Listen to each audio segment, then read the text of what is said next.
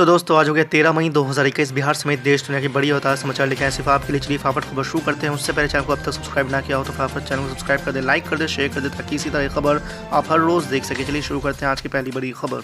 देश में हर दिन कोरोना संक्रमण के लाखों नए मरीजों और हज़ारों मौतों के बीच सरकार देश में पॉजिटिव माहौल बनाना चाहती है और इसके लिए बाकायदा अधिकारियों को ट्रेनिंग भी दी गई है। मीडिया में आई इन खबरों के बाद विपक्ष हमलावर हो गया है। कांग्रेस के पूर्व अध्यक्ष राहुल गांधी ने कहा है कि सकारात्मक सोच की झूठी तसल्ली देना देशवासियों के साथ धोखा है।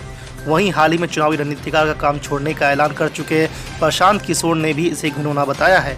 आपको बता दें, कांग्रेस के पूर्व अध्यक्ष राहुल गांधी ने एक खबर का हवाला देते हुए आरोप लगाया कि सकारात्मक सोच की झूठी तसल्ली देना देशवासियों के साथ धोखा है। उन्होंने ट्वीट किया है कि सकारात्मक सोच की झूठी तसल्ली स्वास्थ्य कर्मचारियों और उन परिवारों के साथ मजाक है जिन्होंने अपनों को खोया है और ऑक्सीजन, अस्पताल, दवा की कमी झेल रहे हैं।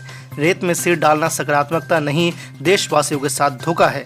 आज की दूसरी बड़ी खबर, राज्यपाल के हिंसा प्रभावित कूच बिहार जाने के ऐलान से भड़की ममता सरकार। धनखड़ बोले, कर रहा हूं अपना काम। जी आपको बता दें कि पश्चिम बंगाल के राज्यपाल जगदीप धनखड़ और राज्य सरकार के बीच बुधवार को एक बार फिर से टकराव देखने को मिला है।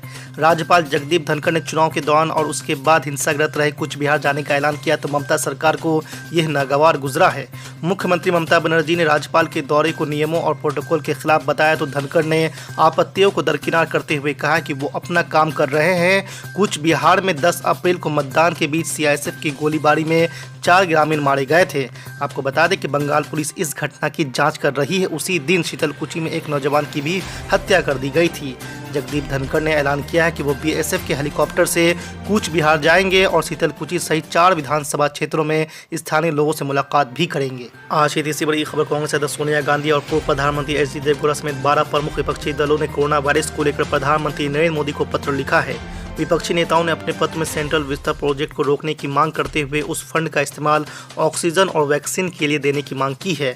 प्रधानमंत्री को लिखे पत्र में इन नेताओं ने सभी देशवासियों को मुफ्त में टीका लगाने की व्यवस्था करने को कहा है। साथ ही सेंट्रल विस्ता परियोजना को रोककर इसका पैसा टीकाकरण के लिए इस्तेमाल करने को भी कहा है।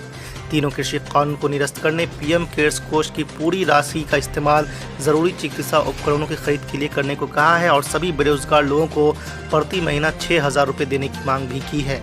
आज की चौथी बड़ी खबर, कोरोना वायरस महामारी के समय में एनएसयूआई ने बुधवार को दिल्ली पुलिस में देश के गृह मंत्री अमित शाह के लापता होने की शिकायत दर्ज कराई है। आपको बता दें कि एनएसआई के राष्ट्रीय महासचिव नागेश ने अमित शाह के लापता हो जाने की शिकायत दर्ज करवाते हुए कहा कि जब देश घातक महामारी से पीड़ित है और देश के नागरिक संकट में है, ऐसे में राजनेताओं का यह कर्तव्य है कि वो भारत सरकार या भाजपा सरकार के प्रति ही नहीं बल्कि पूरे देश के प्रति जवाबदेह हो। एनएसयूआई के राष्ट्रीय सचिव और मीडिया प्रभारी लोकेश ने कहा कि 2013 तक राजनेता नागरिकों के प्रति जिम्मेदार थे, लेकिन उसके बाद भाजपा सरकार के सत्ता में आने से माहौल पूरी तरह से बदल गया है। अब देश में कुछ भी हो जाए उसकी जिम्मेदारी कोई भी नेता नहीं लेता। आज भी कोरोना काल में देश के शीर्ष 2 जिम्मेदार नेता गायब है। उन्होंने कहा कि जब देश के लोगों को अपने चुने हुए प्रतिनिधियों की जरूरत होती है तब वो लोग गायब हो जाते हैं। नागेश ने अमित शाह से पूछा है कि आप देश के गृह मंत्री हैं या केवल भाजपा पार्टी के। आज की 5वीं बड़ी खबर, समाजवादी पार्टी के राष्ट्रीय अध्यक्ष अखिलेश यादव ने कहा है कि आंकड़ों की हेराफेरी करके WHO से योगी मॉडल को वाहवाही का तमगा लेने वाली भाजपा सरकार को अस्पतालों की चौखट पर तड़प तड़प कर हो रही मौतों से कोई दर्द नहीं होता है। सरकार को नाकामी छुपाने के लिए कुछ भी नैतिक अनैतिक रास्ता अपनाने में हिचक नहीं है। सरकार को बताना चाहिए कि गरीबों को कब तक वैक्सीन लग जाएगी, ऑक्सीजन, इंजेक्शन और दवाओं की जमाखोरी और काला बाजारियों पर कब लगाम लगेगा। अखिलेश यादव ने बुधवार को जारी एक बयान में कहा कि सरकार बताएं कि सभी सेंटर पर मुफ्त टीका क्यों नहीं उपलब्ध है। सरकार ऑनलाइन के बहाने प्रदेश की बड़ी आबादी को वैक्सीन से वंचित रखना चाहती है। वैक्सीनेशन का लाभ सबको मिले, इसके लिए फुल प्रूफ व्यवस्था होनी चाहिए। अस्सलाम वालेकुम वरहमतुल्लाहि वबरकातुहू। ये पैगाम मैं तमाम तेलंगाना के मुसलमान हजरात के लिए दे रहा हूँ। हमने अभी वेबिनार किया जिसमें मुफ्तिया इकराम, जिसमें मुफ्ती खलील अहमद साहब, मौलाना खालिद सैफुल्लाह रहमानी साहब, मुफ्ती गयास रशादी साहब और दीगर उलमा इकराम तेलंगाना के ज़िला के वेबिनार में शामिल हुए। हम तमाम ने मुत्तफ़िक़ा ये फैसला लिया है कि हुकूमत की तरफ से जो लॉकडाउन का जियो जारी किया गया है, जिसमें कहा गया है कि तमाम मस्जिद की और दीगर मजहबी इबादत गाहें बंद रहेंगी और मेरी आपसे गुजारिश है कि ईद की नमाज आप अपने घर में अदा करिए। मस्जिद में सिर्फ 2 या 3 लोग मस्जिद में नमाज अदा करेंगे क्योंकि हम मस्जिद को वीरान नहीं कर सकते। इस वेबिनार में होम मिनिस्टर साहब को भी हमने कह दिया है उन्होंने भी कहा है, डीजीपी साहब से मैंने बात की है, तो मेरी आप तमाम हजरात से अपील है कि ईद की नमाज हमको अपने घर में पढ़ना है। हमारे मुकामी मस्जिद में 3 से 4 अफराद जो मस्जिद के खिदमत गुजार अदा करेंगे। कोविड का पूरा लिहाज रखिए, मास्क पहनिए, लॉकडाउन के गाइडलाइंस को फॉलो करिए। यकीनन इस लॉकडाउन से गरीबों पर बहुत बड़ा तकलीफ बनेगी। मैं शुरू से लॉकडाउन के खिलाफ रहा हूं, मगर हाईकोर्ट का फैसला है, ऑर्डर है और हुकूमत ने जियो भी जारी किया है।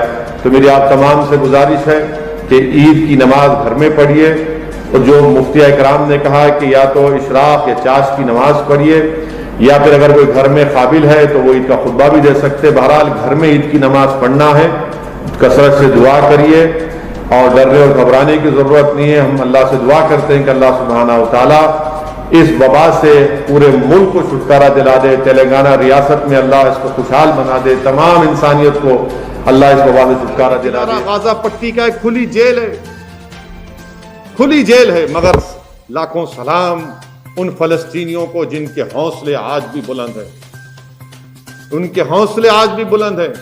नौजवानों, देखो उन लोगों की, उनकी कुर्बानियों को देखो कि तुम आज रमजान के बाद तुम नमाज पढ़ना भूल जाओगे, मगर वो लोग हैं जिनको 16 और 45 साल के दरमियान में आने नहीं दिया जाता, तो दीवारें कूद कूद कर, दौड़ दौड़ कर लाठियां खाते हैं, गोलियां खाते हैं कि नहीं मस्जिद अक्सा जाना है, बैतुल मुक़द्दस जाना है।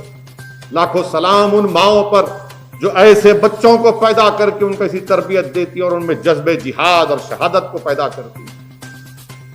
लाखों सलाम उन हमारी माओं पर। ऐसी ज़ईफ औरतें मार खा रही हैं उन इजरायली जालिमों का, उनकी फौज का खून बह रहा है, मगर तकबीर अल्लाह अकबर के नारे लगा रहे। मेरे अजीज दोस्तों और बुजुर्गों, हमको याद रखना है कि ये हमारा क़िबले अव्वल रहा है। याद रखो हशर का मैदान वहीं होगा। याद रखो हजरत मेहदी अलैहिस्सलाम अपनी फौज लेकर आएंगे। याद रखो हजरत ईसा अलैहिस्सलाम दोबारा आएंगे। याद रखो कि इंशाअल्लाह ताला हमारी कामयाबी होगी, हम कामयाब होंगे इंशाअल्लाह ताला। ये कितने क्या करते कर लो, हम कामयाब होंगे इंशाअल्लाह। मैं हमारी हुकूमत से, भारत की हुकूमत से मुतालबा करता हूं कि अगर आप इजराइल के इस जालिमाना हरकतों पर भी तबसरा नहीं करेंगे तो कब करेंगे? मजम्मत करिए। भारत का कंसिस्टेंट स्टैंड ये रहा है कि 1967 से पहले जो फलस्तीन के बॉर्डर्स थे उस पर फलस्तीन का स्टेट बनना चाहिए। हमने कभी भी जेरूसलम को कैपिटल नहीं माना। हम भारत की हुकूमत से मुतालबा करते हैं कि वो इनकी इस हरकत की सख्त मजम्मत करें, और बहैसियत रुकने पार्लियामान, बहैसियत इस भारत के शहरी के मुझे इस बात का पूरा हासिल है कि मैं अपने मुल्क के वजीर आजम से, इस हुकूमत से, बरसर इख्तिदार जमात से, फॉरेन मिनिस्टर से, फॉरेन सेक्रेटरी से मुतालबा करूं कि कम से कम जबानी तौर पर आप दिखाइए